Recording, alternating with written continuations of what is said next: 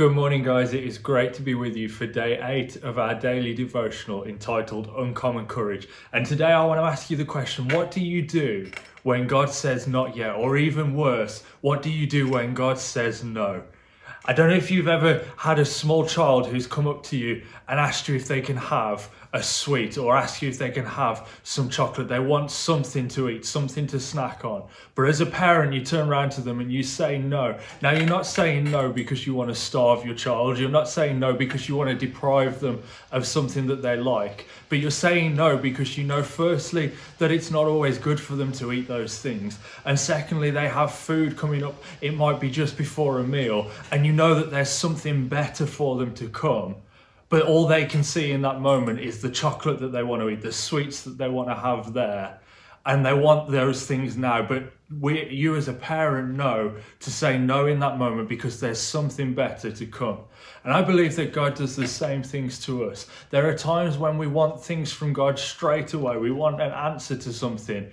But God says not yet. Or God says no because he knows that there's something better to come, and he wants us to learn to wait for those things and to wait on him so he can reveal the better thing that he has for us.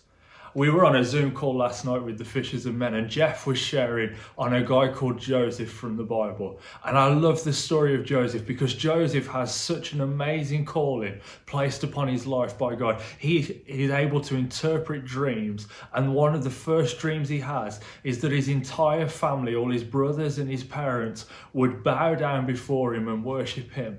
But Joseph has to learn a massive lesson, is that God has a timing for these things to come about. You see, Joseph goes and boasts to his family about, this is the amazing thing that's going to happen. You're all going to bow down before me.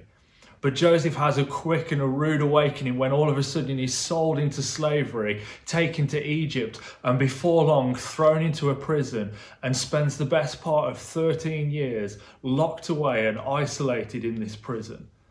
I imagine in those moments, Joseph must have thought, there is no way that my dreams are ever going to come true. I am miles and miles away from my home. No one even remembers me, and here I am, isolated. But one of the things that I love about Joseph is even in the depths of his despair, in the moments where he seemed forgotten and isolated, he never forgot the gift and the calling that God had placed upon his life. You see two men come into Joseph's path in the prison, down in those dungeons. They have a dream and they talk to Joseph, and Joseph reveals the meaning of those dreams to these men.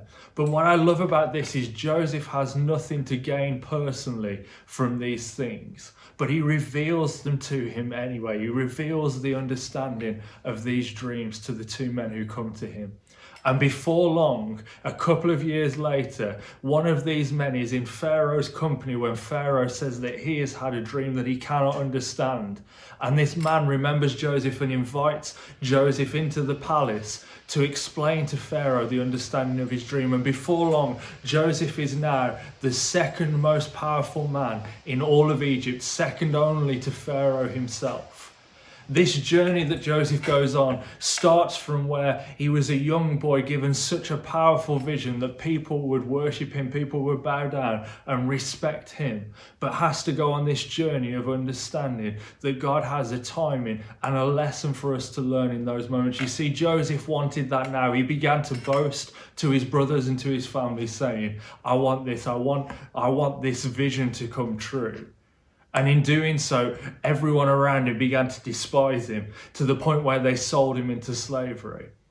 And I believe that God tells us no sometimes, or he tells us not yet, because he understands that there's a lesson for us to learn. God doesn't make us wait because he wants to see what we're made of. God makes us wait sometimes because he wants us to see what we're made of. He wants us to understand everything that God has placed on the inside of us. You see, on the journey that Joseph went from, he stopped focusing on himself and started focusing on others. And when it came to the point where his brothers did come and bow down before him, Joseph was no longer the young man who was self-focused, but he was a mature man who understood that there was a timing and a purpose to things.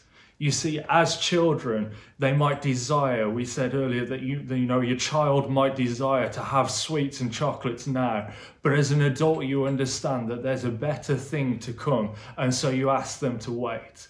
The problem is, if we don't mature in the same way spiritually, if we don't understand that sometimes we need to wait for the right time for things to come, then unfortunately we end up stuck in what feels like a prison. We feel deserted and forgotten by God, when all God's saying is there's something better for you to come. Keep waiting. Find out what it is that I've placed on the inside of you. Forget about yourself. Forget about trying to serve yourself and make the most of what you can, but serve those around you. And in doing so, God reveals the better thing that he has for you.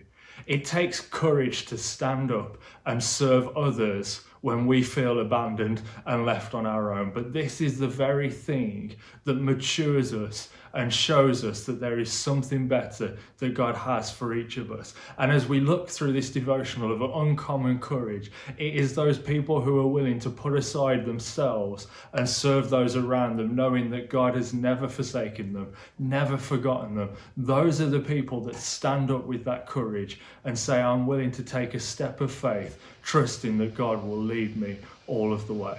I pray that you've been blessed by this morning, and we look forward to hearing from you again soon, church. God bless.